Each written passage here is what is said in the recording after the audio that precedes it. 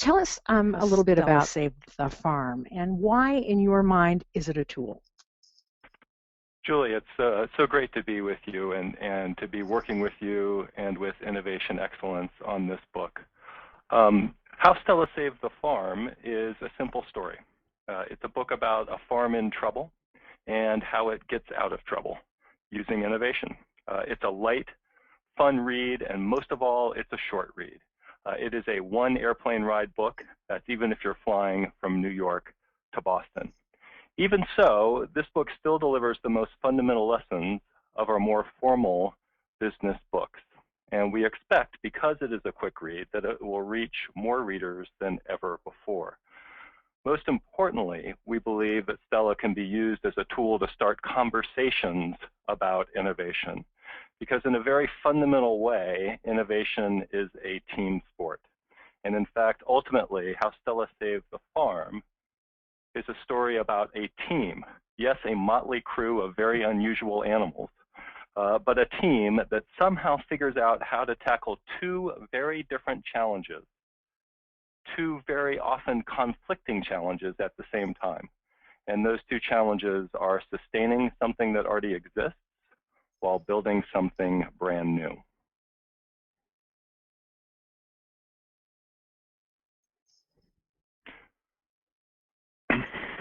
Julie, back to you.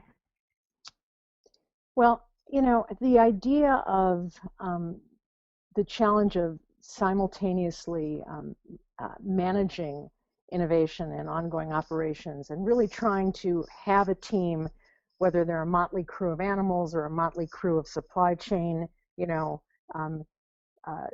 team members or advertising department or the business development group that's got to go after a new market. How do you think about the sort of those two streams of work, Chris? You know, managing innovation and really running the business, because those two aren't always, as we know, you know, in sync with each other. Not only not in sync with each other, they're very often in direct conflict with each other, and that's part of what has made this such an interesting challenge to study and why I've stuck with it for so many years. Another reason is it's just plain fun. You know, I'm captured by new technologies. I love learning about them. And I'm very lucky that Dartmouth has paid me to learn about the things like the next generation of biofuels or new methods for converting seawater into drinking water, even some of the secrets behind the Nintendo Wii. But you know, what's even better than studying these technologies is meeting and learning from the people behind them. I love meeting innovators, and I'm so thrilled to have so many of them on the phone today, along with a few friends and family members. You know, they have great stories to tell. Innovators have experienced some pretty big highs and sometimes some pretty tough lows, but it is through those stories that we have learned. Another reason I've studied innovation for so long is that it just matters so much. In my view, and as I've written about on your website recently, innovation is just business at its best. It is through innovation that we solve unsolved problems, raise living standards, revitalize organizations, create jobs.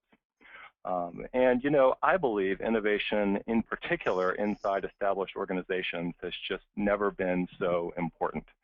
We've just lived through an era of a couple of decades where innovation in information technology was all the rage and all of our focus. And that is an industry where startups can have a huge impact. I'm not so sure that's quite as true in other industries where we really need innovation. I'm thinking about industries like healthcare, transportation, energy, education. These are areas where we've got to make innovation happen inside organizations that already exist if we're going to revitalize our economy, if we're going to, quote, save our own farms. But if there's a last reason that I've stuck with this for so long, it's that there is so much still to be learned and so much improvement possible. I'd argue that even the best managed companies in the world still struggle and still could do much, much better at combining both innovation and day-to-day operation. So why is it such a tough nut to crack? Why is it so hard when we have so many resources in companies today, and we've been studying this subject for not just a year, but over a decade. Why is it so hard for companies, Chris? Still to this day, Julie, we have a tendency to focus on the wrong part of the challenge. And I like to explain this with a quick analogy to mountain climbing. What everybody sees right now is a photograph of Mount Rainier out in the northwest United States. I enjoy hiking, but I'm just a casual hiker.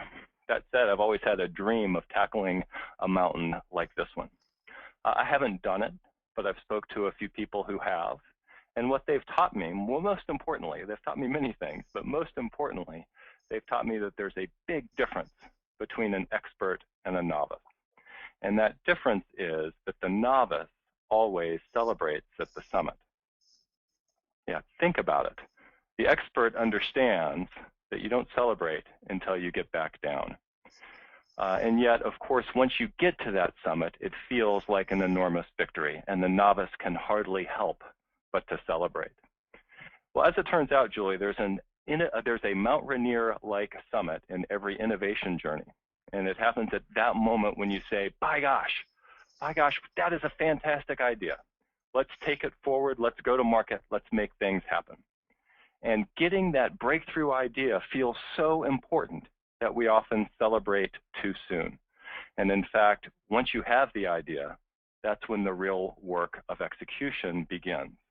And as it is with Mount Rainier, you'll find all the hidden dangers and all the unexpected pitfalls on the other side of innovation. And that's why innovation is so hard, or at least that's one reason. Now, why is it that we underestimate the challenge of the other side? Well, I think too few leaders fully appreciate that their organizations, no matter how much you talk about innovation, are really designed for something else. Established organizations are, in fact, designed for ongoing operations. They are designed to be performance engines. That is to say, they are designed to serve today's customers and fight today's rivals. They're designed to be efficient and accountable. They are designed to be on spec, on budget, and on time every day, every week, and every month. And of course, they're designed to deliver those profits, not a few years from now, but this quarter. Now, all of this is good. Okay? All of this is right. And well-managed organizations run outstanding performance engines.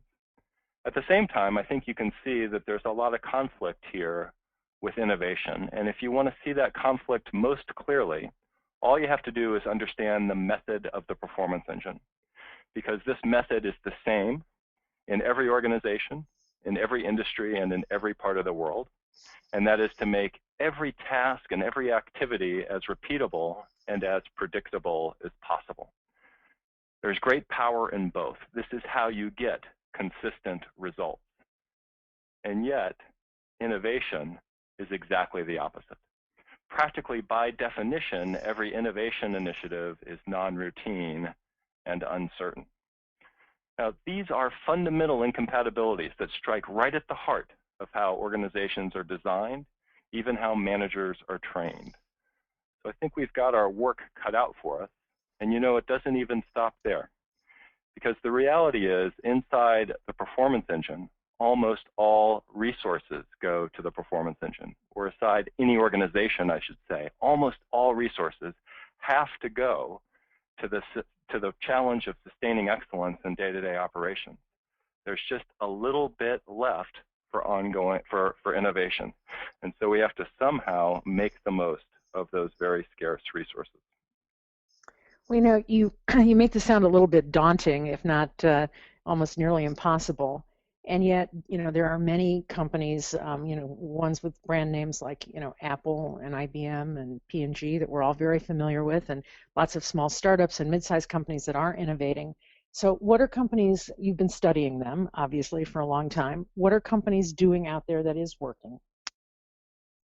Yeah, and in fact, Julie, I'd say not only is it not impossible, but lots of companies do a lot of stuff that's very, very innovative. And so there must be answers. And in fact, there are two answers that work pretty well and are practiced pretty well in many industries. And let me quickly share what those are. One answer is, hey, you know what, the performance engine may be efficient, but it's not perfectly efficient. There's always a little bit of slack in the system, and that's what we can use to make innovation happen. We can squeeze lots and lots of little innovation initiatives into whatever slack in the system that we can find. And this can actually be very, very powerful. And you can walk a long way by taking many, many small steps. But the problem with this is that it only works for very small initiatives. And in fact, any initiative that takes more than one or at most a few people's slack time is just too big for this approach. Now, that doesn't mean this approach is useless. And in fact, a lot of programs that many of our listeners are familiar with, like continuous improvement programs or Six Sigma programs or quality assurance programs, basically take this approach, that we can create a culture of innovation, and we can get a little bit of innovation work out of most everybody in the organization. The second answer that works pretty well is we can try and mimic the performance engine. We can try and make innovation just as repeatable and just as predictable as every other aspect of our operation. And this, believe it or not, also works pretty well. I mean, innovation is never as predictable and repeatable as, say, manufacturing. But the idea here is to get as close as we possibly can. And this works just so long as we're talking about bringing out a series of similar offerings. This is great if we're talking about new product development, say in the automotive industry, bringing out new models year after year after year. But when we try and break outside of those narrow constraints, this approach falls apart. So yes, we can combine innovation and ongoing operations. Here are two ways to do it. Both of them work, but both of them face very sharp limits.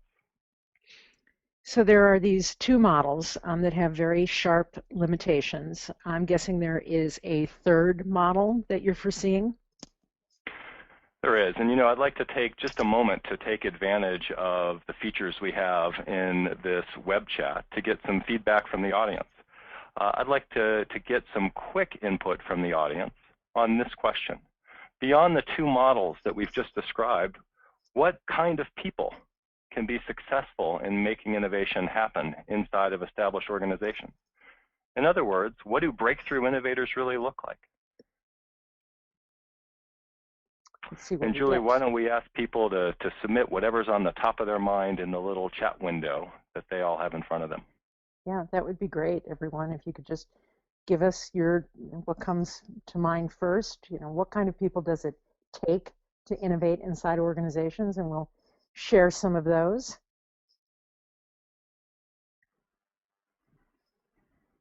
Okay, I've gotten one that says brave people. That's a good one.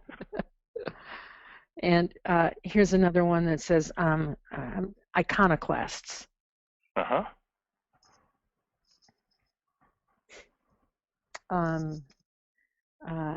Okay, trailbreaker, trailblazer.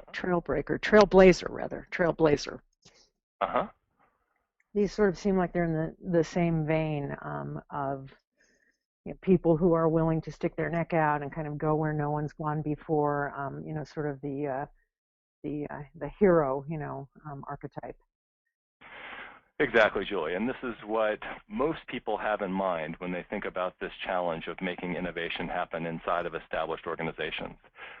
What gets us in most trouble when we get beyond the two models that I just described is a tendency to imagine that innovation is explainable through what I would call a big innovation myth. And to explain that myth, I need to introduce a friend of mine. This is Innovation Man. And he is brilliant. He is inspired. He's a visionary. He's got new ideas, out-of-the-box ideas almost every day. And not only that, he's absolutely committed to making things happen and seeing those ideas through to fruition, no matter what it takes. And if this person has to break some rules to get things done, he's going to do it. If he has to work underground and sort of nurture a conspiracy, if that's what it takes, he's going to do it. And of course, because he is Innovation Man, he's going to succeed. He's going to make innovation happen. Now, I'll bet you that for many of you, this sounds kind of silly, but I can assure you that this myth is alive and well, and in fact, it comes up in most every presentation I give in the Q&A. The two most common questions I get are, Chris, how do I identify the real innovation heroes in my organization? Number one. And number two, how can I knock down at least some of the barriers that they're going to face? Okay. It is completely natural and completely commonplace to frame innovation as a contest between heroes and let's call it a bureaucratic octopus. And while this is common, I'm convinced it's absolutely deadly. I'm convinced, in fact, that the better answer to the question, what kind of people can make breakthrough innovation happen, is this. It's those people who are surrounded by a special kind of team. You know, it sounds, go ahead, Julie. Well, I was just going to say there are a few really, there are a lot of answers that have been pouring in. I just want to share a few more that I think reinforce what you're saying. And, you know, one is engaged and one is coalition builders. And then here's a lovely comment from Jayaraman, people, those who can connect unconnected things. And then the last one is that I'll share is people good at partnerships. That's from Jonathan Hornby. But you know, it's interesting. We've gotten a really nice mix of comments here. So in suggesting that innovation requires a team, I wouldn't be surprised if some listeners thought, well, come on, of course it requires a team. But I'm saying something that's substantially more specific than that. It takes a very specific kind of team. One that can address the fundamental incompatibilities that I described earlier. One that can do so by organizing differently, and that helps us address the fact that what we're used to is repeatability while innovation is non-routine. And also a team that can engage in planning a little bit differently. One that can break away from planning that's based on an assumption of predictability and that can plan in an environment of much greater uncertainty. What much of our research over the past many years has been focused on is defining exactly what that team looks like. And the simplest diagram that we have to convey it is this one. The special kind of team is always not just one group, but a partnership between two. And those two groups I've called the dedicated team and the shared staff. Now, the dedicated team, as the name implies, is fully dedicated to just one innovation initiative. That could be a new business launch or a new service launch. The shared staff, as the name implies, actually does double duty. It is responsible for both sustaining excellence in day-to-day operations and for supporting the innovation initiative. And then the two must work together. Now, what I want you to notice about the shared staff is that it's represented by a dark blue square, same as the performance engine earlier. And in fact, very little changes for the shared staff. Everybody stays in their same jobs. The org structure stays the same, so everybody has the same boss.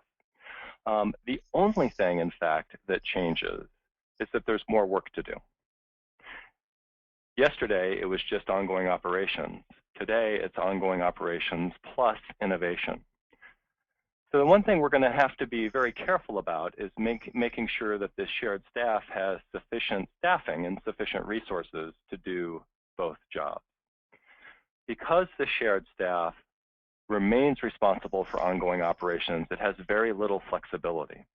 That's okay because there's practically infinite flexibility on the other side, on the dedicated team.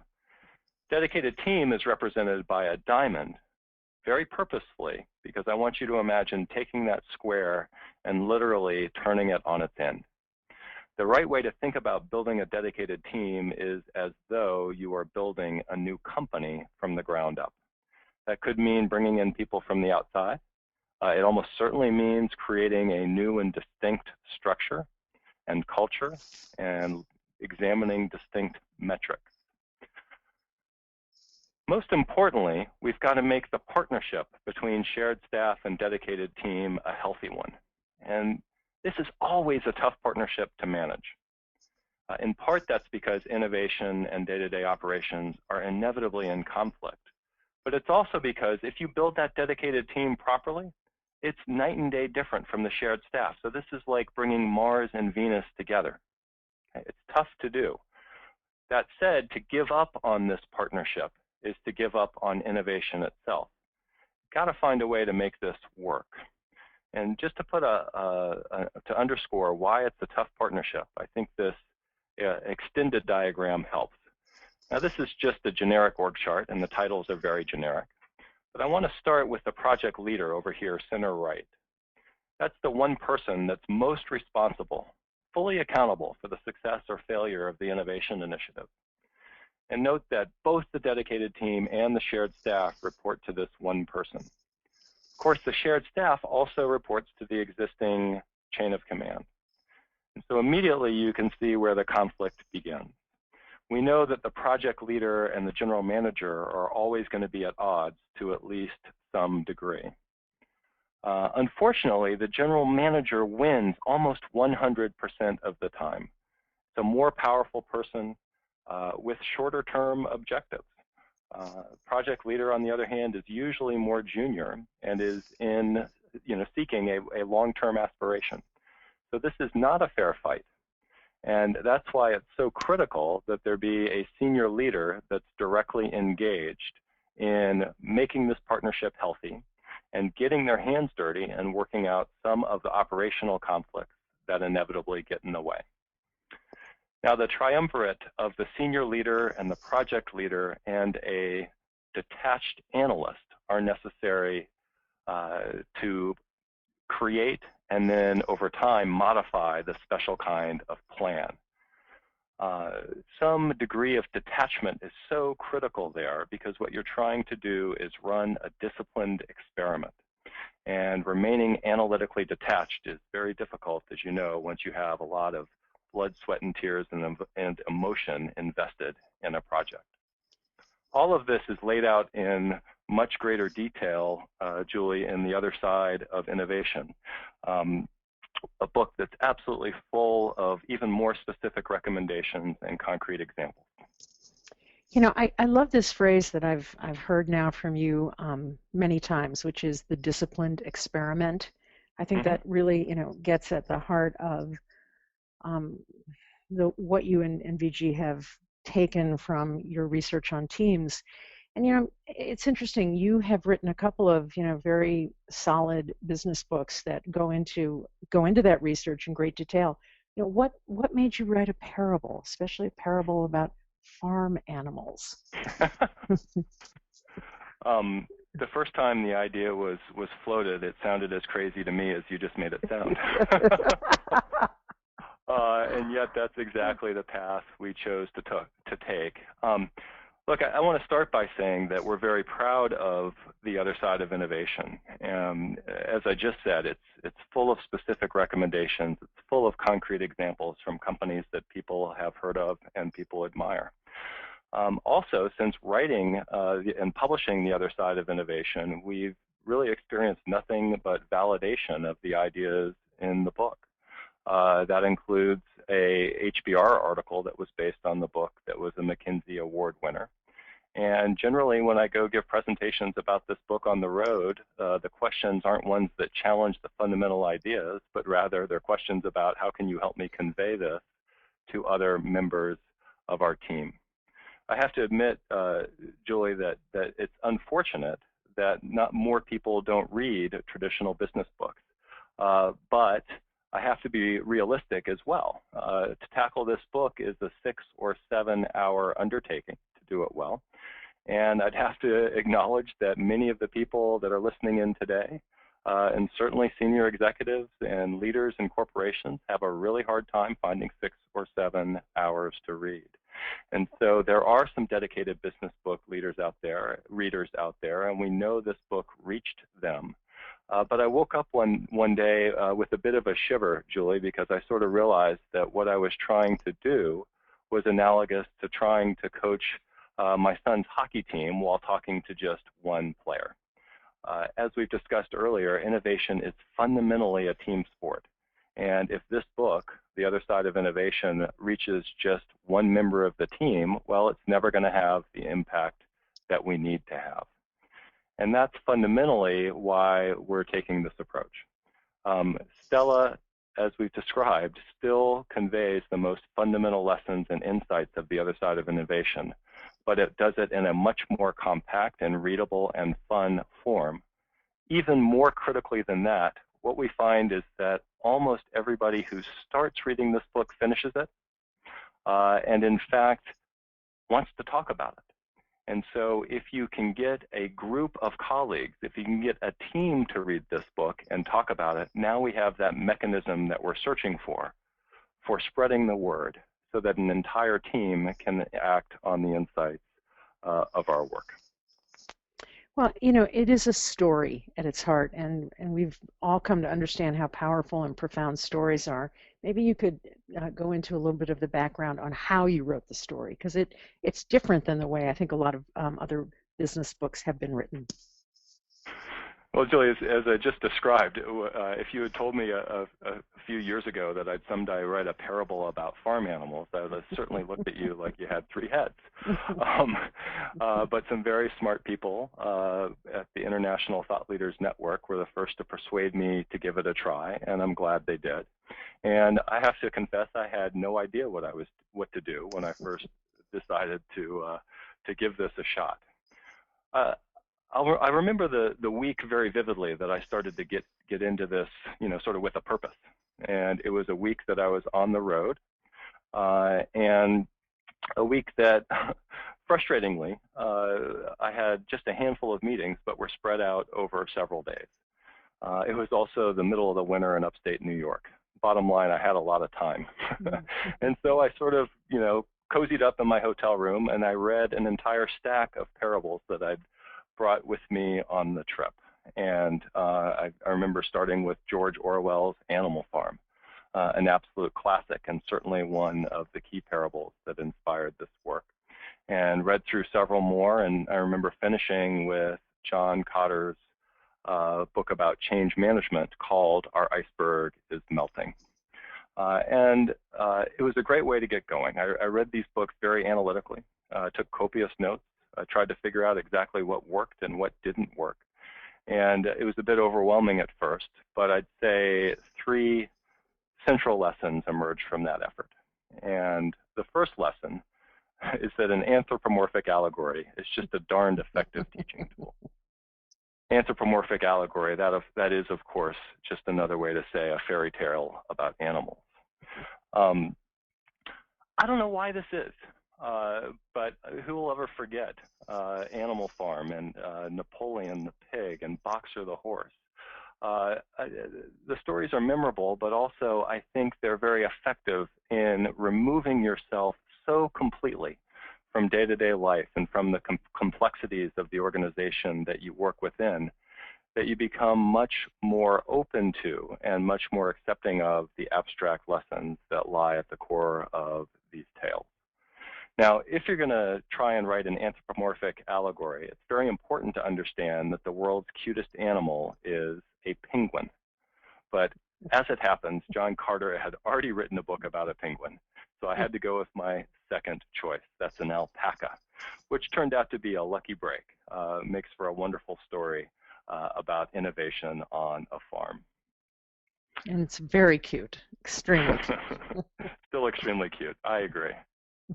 The second lesson that I think came, yeah, no problem. The second lesson that came out of that effort, Julie, was that you have to be very careful in avoiding the error of teaching too much with a parable. A parable can only deliver a few lessons, so you've got to pick them very, very carefully. I think back to Animal Farm. It's also one of my father's favorite books, and he would summarize the lesson from that book in 2 words. Power corrupts.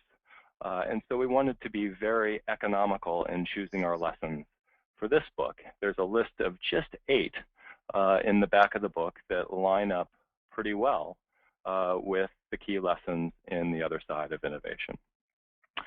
And for that matter, line up really well with what I just described about how to create a special kind of team that can do both innovation and ongoing operations at the same time. Third lesson is that the lessons in a parable have to be delivered through developments in plot. This was an important recognition to understand right at the beginning.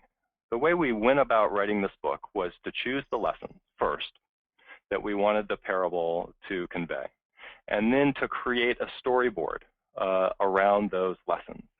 And in effect, what happens on the farm in this story is nothing more than a sequence of instructive mistakes. The farm doesn't get much right on first try, but it recognizes its own errors and slowly turns things in the right direction, one step at a time. And then once we had done that, once we had settled on the storyboard, I must say that the rest of the process was just a joy. I had more fun writing this book than any other. Maybe that's because we got the foundation right, or around those lessons from the beginning. And if you do that, I think a parable is likely to work. And then you tell the silly jokes and you have fun with it. And I think importantly, we drew a lot of details from many years of writing case studies and worked them into the parable, so that close readers can not only benefit from the 8 fundamental lessons, but from the many details that make up each chapter. Okay, so here's my question that I was jumping to ask you. So people have a desire to become a different kind of team, one that can actually make something happen, and they have the book. Seems like a good combination, but what do they do? I love the question. It's a great question, and it's an important question. Step 1, obviously, is to read the book. Step 2 is to get a few colleagues to read the book. Because innovation is fundamentally a team sport, it's not enough for one person to read the book. So that one motivated reader has to take that next crucial step and get several colleagues to read the book, and then talk about it. And I guarantee you, we've had several groups already do this, and we've been experimenting with various approaches to book discussions for quite some time now. Once people read the book, they're going to want to talk about it. They're going to want to have fun talking about it. And I think critically, getting a good discussion going is very, very simple. All you really have to do is be ready to instigate an argument about who really saved the farm.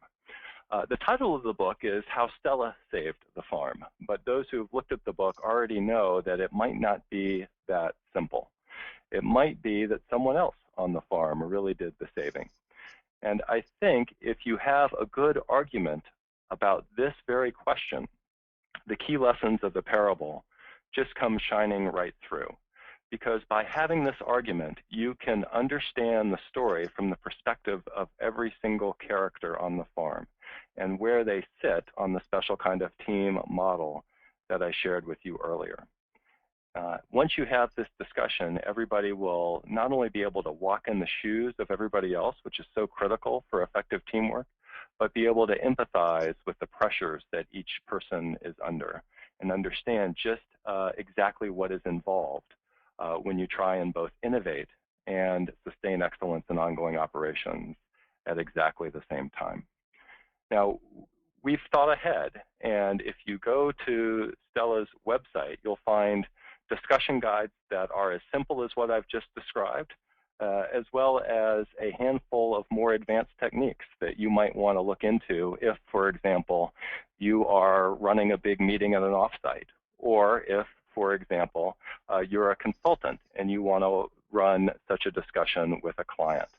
So we've thought of as many different situations as we can, and you'll find lots of guidance on how to run these discussions for most any situation. The next step beyond that is to go from a few interested readers to a whole organization that's ready to change. And we've thought ahead to what that will take as well. And there is a Change Your Organization section on the website. And there's a lot there, but I'd say right at the center is a workshop based on Stella that we have been developing for 2 years now in collaboration with the International Thought Leaders Network. both to spread the word to a sufficient number of people within an organization and to work together to apply the insights in the book to a very specific innovation challenge. Sounds like a disciplined experiment, Chris. So since I just said so much about what's on the website, I should probably point people to the website address. That's up on the screen now. Well, and now for the fun part. We have so many great questions teed up. I'm going to just ask Sharon Reed to jump right in and start giving them to you, but I do want to just acknowledge that we have people from all over the world. We have people from the Philippines and India and Europe, and of course here in the United States, and just a really wonderfully cool audience. So I want to thank everybody again for showing up today. And with that, I'm going to give you the first question. It comes from Wynn Burke. He asks, do you think most good ideas are hiding in plain sight? What a lovely question. I think that's probably true. And the reason I believe that is I found that organizations aren't really starved for ideas if you just take the time to surface them and get people involved in some brainstorming or some collaborative work to surface what they've been thinking for a long time. But this brings me back to the initial point that I illustrated with the story about Mount Rainier. My view is we're focused too often on where the ideas are or how to recognize a good idea, and not focused nearly hard enough on just how hard it is or just what it takes to get down the mountain, which is to say to move from a great idea to real impact. Lovely, and I think I hear Sharon. Yes, Julie, I'm online. Thanks very much. There are so many great questions coming in. Let me take a question from Peter Brunner, who asks, at what stage do you hand over the performance engine? You talk a lot about the two different sides, but when you're trying to introduce innovation within this environment, at what stage do you actually hand it over? Great. We're going to take another question from Joshua Kim, who asks, does the new project, service, or product that the dedicated team creates, does it need to have a self-sustaining revenue model? Or is pushing innovation in the larger organization enough? I see. So I think that if an innovation initiative doesn't have its own model for profitability, there ought to be at least a very explicit theory about how what it's doing increases the profitability of the performance engine, or in a nonprofit organization, perhaps achieves a social need that is worthy of funding. So this is not an uncommon question, and innovation initiatives are sometimes projects that change one piece of the performance engine, and you have to build a theory around what that does to the performance engine as a whole to know whether you're on a trajectory to success or trajectory to failure. Great. And let me see who else has a live question. Brian, are you on? Hi, can you hear me? Yes. I didn't have a question, but I could think of one if you like. I'm not sure how that happened. Way to put you on the spot. Well, that's okay. I guess the biggest question for me, or the most fun, would be to hear of a real-world example of the sort of mutual teaming that we've seen illustrated. A real-world example of where the tension between the two sides of the team, whether Stella's in the middle or whomever it is, how that worked. Yeah, so many good ones to choose from. I'm going to tell a quick story about a semiconductor company in Massachusetts that's top of mind because I wrote a brief blurb about them yesterday. The company is called Analog Devices, and one of the very first case studies I worked on was about their effort to commercialize modern-day automotive crash sensors. And one of the very specific tensions they had was around, and that is, on any given day, how many of these newfangled crash sensors do we produce in the plant, and how many of our existing, more established products do we produce? And this became a critically important question at a time when capacity was constrained, and at a time where crash sensors were starting to take off. And if the company was unable to fulfill some big orders from General Motors and Ford, it could have been devastating to the business. Now, had the performance engine been left to its own devices, it would have chosen not to produce crash sensors. And that's because there was a very simple operational policy in place that when capacity is constrained, you prioritize the most profitable product. That really wasn't so good for crash sensors because they hadn't even gotten to a positive margin yet. Had the chief operating officer not gotten involved, and when I say getting involved, this means getting their hands dirty 3 or 4 levels down in the organization from where they normally operate and adjudicate this conflict, innovation could have died right there. I think that illustrates both what a typical conflict looks like and what it takes to resolve those typical conflicts. Well, that's terrific, thank you. And I love that it wasn't a pure new product example, if you will, that it was more of a strategic decision. So thank you for that. I'm going to throw in a new one that looks very interesting to me. It's from Joshua Kim, and it's how does a dedicated team keep the innovation going, or keep innovation going once the new product is launched and running? Well, so that's a great question, because as soon as you have that first product up and going, you suddenly have what could be described as performance engine pressures. And you're suddenly faced with the very same dilemma that the company as a whole faced when it first launched the initiative. And you've got to now balance the tension between sustaining what is apparently working and perhaps launching something new that might increase growth even more. It's not an easy choice, and often if you do go down the road of a second innovation, you've got a new dedicated team that has a partnership with a new performance engine. Okay, I'll throw in one. This is a great question from Wynn Burke.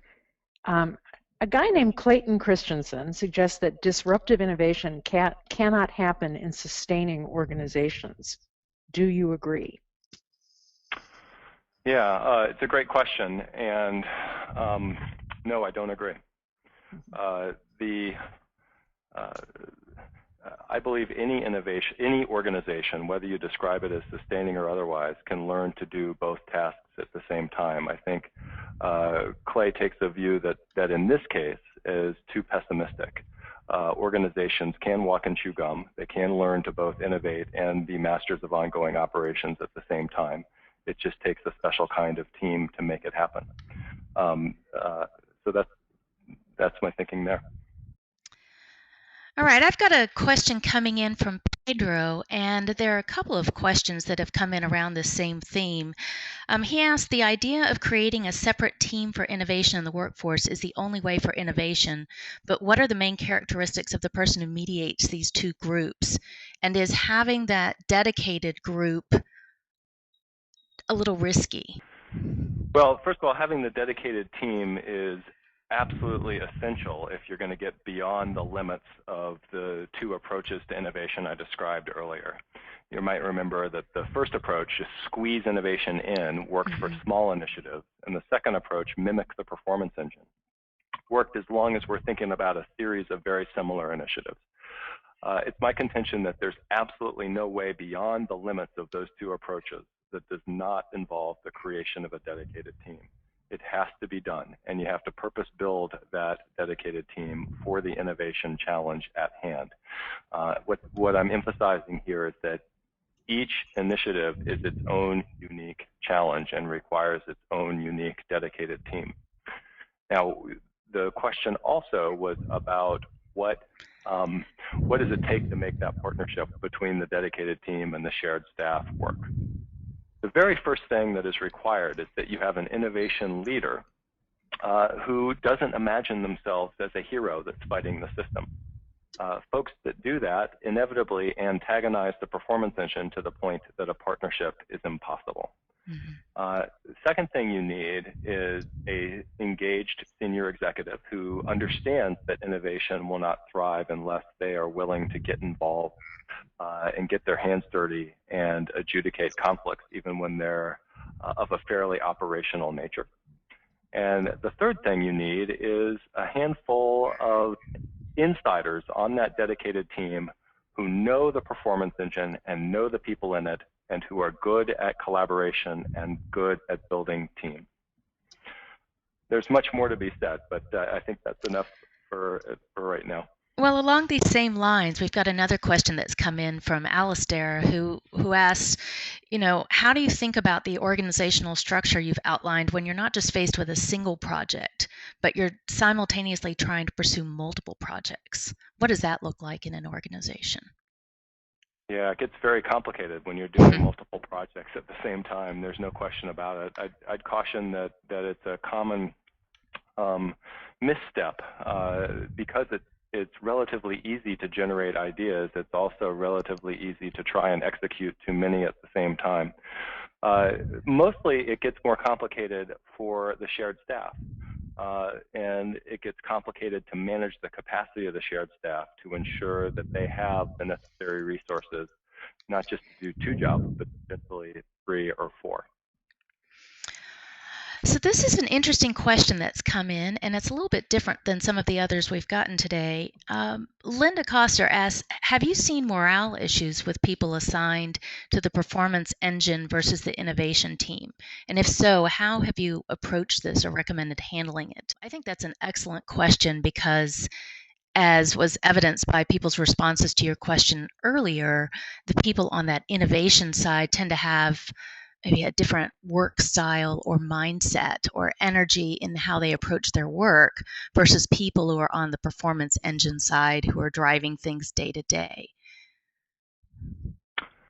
You know what, it is an important question, and I think worst case scenario, what happens is that the innovation team is sort of starts to be viewed or views itself as or characterizes itself as the future of the company.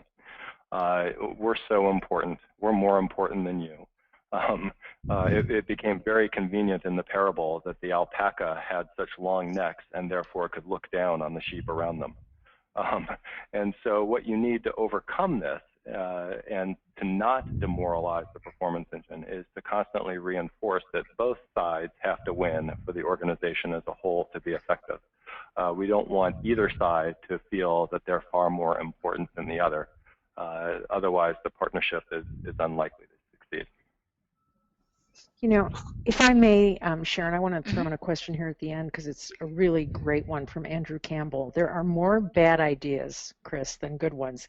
How do you avoid spending too much time on the bad ideas? Because it's hard to know in advance which are which. It is hard to know in advance which are which, and this is where the notion of a disciplined experiment becomes just so critical.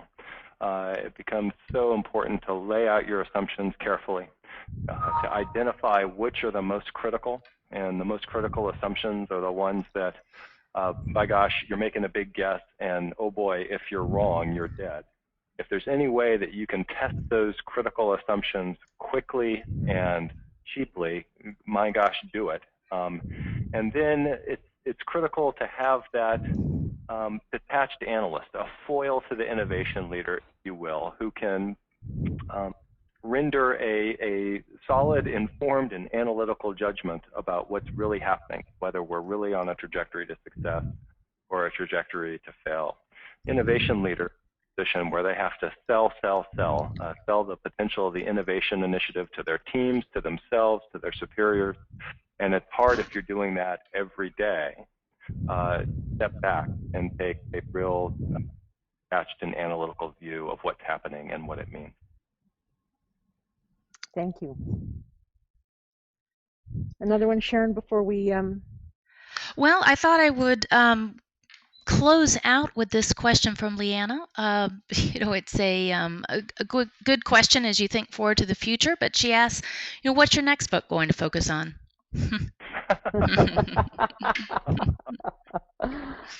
Well, I'm excited to say we have another book coming in just 6 to 8 months, and it is meant to be a companion book to How Stella Saved the Farm, in that it is equally short and equally accessible. It's just not a parable. It lays out the key recommendations in How Stella Saved the Farm with a bit more detail, and as accessible a length and degree of clarity as we can possibly muster. We hope the two books will be read together. I'm also working on a book about innovation in healthcare delivery. Certainly that's one area where we need a lot of innovation. Great. So if we want to continue the conversation between now and the sequel to How Stella Saved the Farm, how can we do that? I'm going to be continuing to add content online that I hope people will engage in. And you'll find me in a couple different places. One is I hope you'll continue to visit the How Stella Saved the Farm website, especially if you're interested in resources for book discussion. And we'll continue to post, for example, interviews with people who have run book discussions and talked about what worked for them, how they approached the discussion, what challenges, if any, that they had to overcome, stuff like that. We'll also be on Twitter, and my Twitter handles are up there on the screen. And critically, we'll be posting blogs on the Innovation Excellence website, where I hope to engage with many of the listeners today. If you had a question that you didn't get to ask today, can I suggest that you post it on the LinkedIn group for How Stella Saved the Farm? It is a subset of Innovation Excellence group. And that way, I'm sure everybody will be able to benefit from both the question and the answer. And finally, what you can expect over the next few months is that we will unpack what we're calling Stella moments. This is particular events or decision points on the farm that we think many companies have experienced and are worthy of further conversation. So that's a lot, but I hope to see much more of everybody that's on this call online in the coming weeks. Great. Julie, I'll turn it back over to you. Well, thank you so much, Sharon, and thank you, Chris, and thanks especially to everyone, the 100 people who've joined us online today from all over the world. You have had some terrific questions, and we really wish we could just talk with all of you live. And I especially want to thank the gal who said, don't worry about the technical problems. Mercury is in retrograde. Let me also say that we will be back with the next web chat with Chris in April. How Stella Saves the Farm and holds a book group on Tuesday, April 2nd at the same time at 1 o'clock. We've got another one scheduled in May. We're hoping to have Chris's co-author Vijay Govindarajan lead one of the web chats with us. We have a lot more in store, so please stay in touch with us. Come back. We'd love to speak with you. We'd love to get to know you. We are committed at Innovation Excellence to being a community for innovators. And Chris, in closing, I just can't thank you enough. It was so much fun today. Thank you. Thank you, Julie. All right. Everybody have a great afternoon. Take care.